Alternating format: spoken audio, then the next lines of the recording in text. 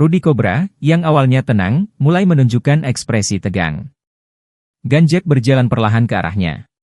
Sekarang giliranmu, Cobra. Rudy mundur ke belakang, tangannya merogoh ke dalam jasnya. Jangan bergerak. Dia menarik pistol dan mengarahkannya ke Ganjek. Tapi Ganjek tidak takut. Dia tahu Rudy tidak akan menembaknya begitu saja, setidaknya tidak di tempat ini, dengan begitu banyak saksi. Jadi ini raja jalanan?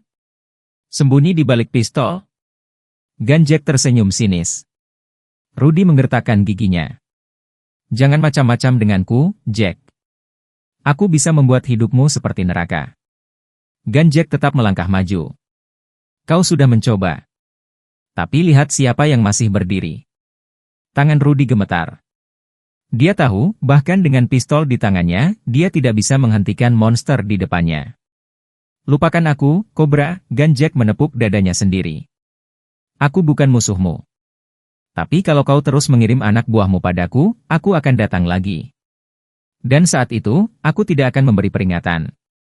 Ganjek lalu membalikkan badan dan berjalan keluar dari ruangan itu, meninggalkan Rudy yang masih menggenggam pistol dengan tangan bergetar. Malam itu, legenda Ganjek semakin menyebar, bukan hanya sebagai preman tak terkalahkan, tetapi sebagai pria yang bahkan bisa membuat Rudy Cobra ketakutan.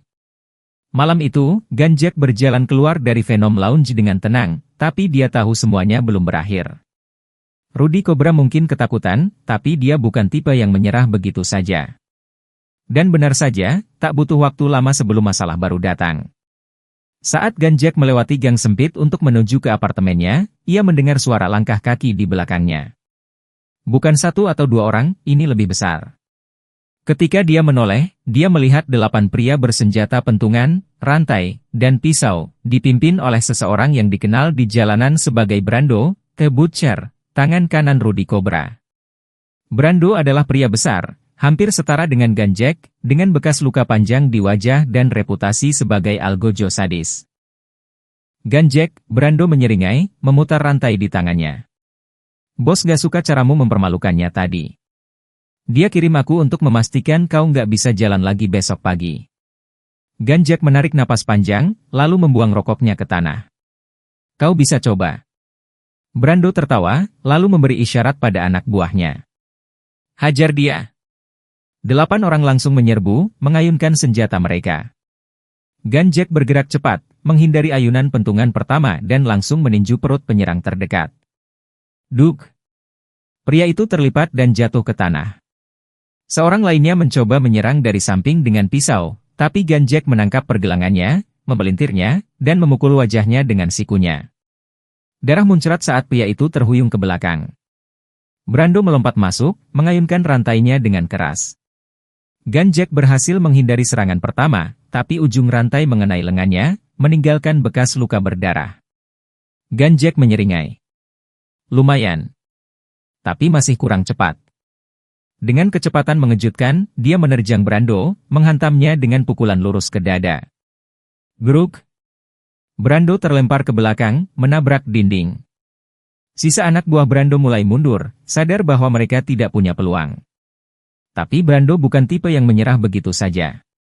Dengan geraman marah, dia mencabut pisau besar dari ikat pinggangnya. Aku bakal mengukir wajahmu, Jack. Ganjek menggeleng, lalu mengangkat kedua tinjunya. Coba saja. Brando menerjang dengan pisau terangkat, tapi Ganjek sudah membaca gerakannya. Dia menghindari tebasan pertama, lalu menangkap lengan Brando sebelum menghantamkan kepalanya ke wajah pria itu. 2. Brando terhuyung mundur dengan hidung berdarah. Ganjek tak memberi kesempatan, dia mengangkat Brando dan melemparkannya ke tumpukan tong sampah. Beruak! Brando tidak bangun lagi. Ganjek menatap anak buahnya yang tersisa. Mau lanjut? Tanyanya dingin. Tanpa berpikir 2 kali, mereka semua kabur, meninggalkan pemimpin mereka yang tergeletak tak sadarkan diri. Ganjek menyeringai, lalu melangkah pergi.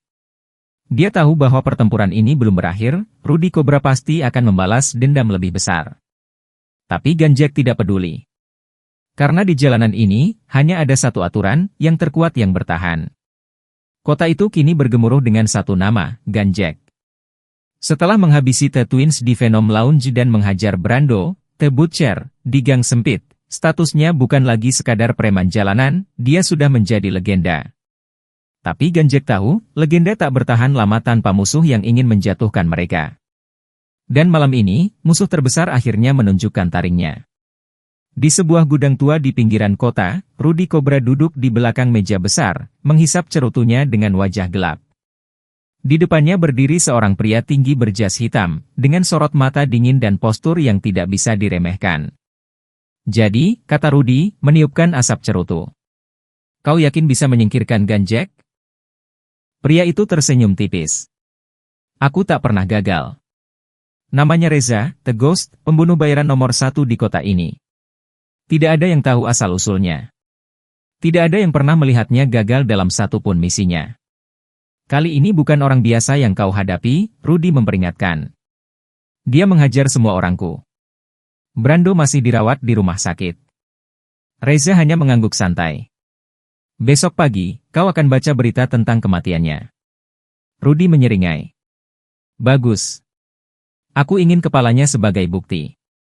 Sementara itu, Ganjek duduk di dalam apartemen kecilnya, menatap langit malam dari jendela. Luka-luka di tubuhnya mulai terasa, tapi itu bukan hal baru baginya. Tiba-tiba, nalurinya berbicara. Ada sesuatu yang tidak beres. Dia mematikan lampu, lalu berjalan perlahan ke sudut ruangan. Sunyi. Terlalu sunyi. Kemudian, cerak. Sebuah suara nyaris tak terdengar dari luar jendelanya. Ganjek langsung menunduk. Dor. Sebuah peluru menembus kaca jendela dan hampir mengenai kepalanya. Sniper. Ganjek berguling ke samping, meraih kursi dan melemparkannya ke arah jendela untuk menghalangi pandangan sang penembak. Dia tahu dia harus keluar dari sini, cepat. Dia berlari ke pintu belakang, tapi sebelum bisa membukanya, suara langkah kaki mendekat dari koridor. Dia ada di dalam, suara pria asing terdengar dari luar. Ganjek menghela napas. Baiklah, kalau kalian ingin bermain.